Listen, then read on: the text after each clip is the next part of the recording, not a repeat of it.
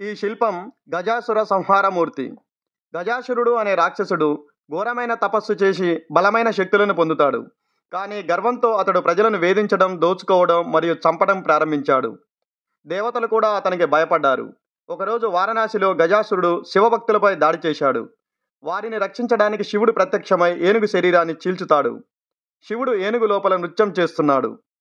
8 చేతులతో శివుడు ఏనుగు శరీరం లోపల నృత్యం చేస్తున్నట్లు చిత్రీకరించబడింది.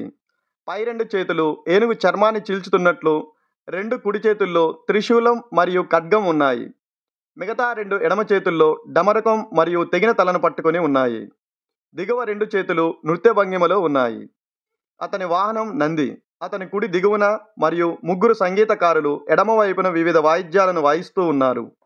పైన చర్మం నుండి చేతివేలు చీల్చుకొని వస్తున్నట్లు ఎంత అద్భుతంగా చెక్కారో చూడండి.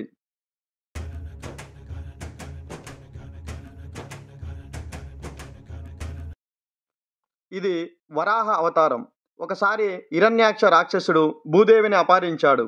దాని కారణంగా ప్రపంచం చీకటిమయం అవుతుంది.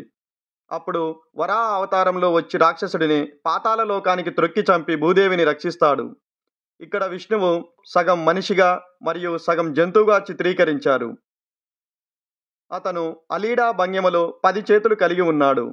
చాలా వరకు చేతులు విరిగిపోయాయి. అతని ఎడమ భుజం మీద భూదేవి కూర్చుంది.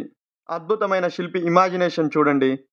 వరాహమూర్తి తన గదతో రాక్షసుని గుచ్చడంతో దాని చివరి భాగం శరీరంలో గుచ్చుకొని బయటికి వచ్చింది. దాంతోపాటు పొట్ట, ప్రేగులు కూడా బయటికి వచ్చాయి. అదేవిధంగా ఇంకో ఆయుధంతో నోట్లో పొడిచాడు. వరాహమూర్తి బలంగా త్రొక్కడంతో రాక్షసుడి కళ్ళగుడ్లు బయటకు వచ్చినట్లు ఉన్నాయి.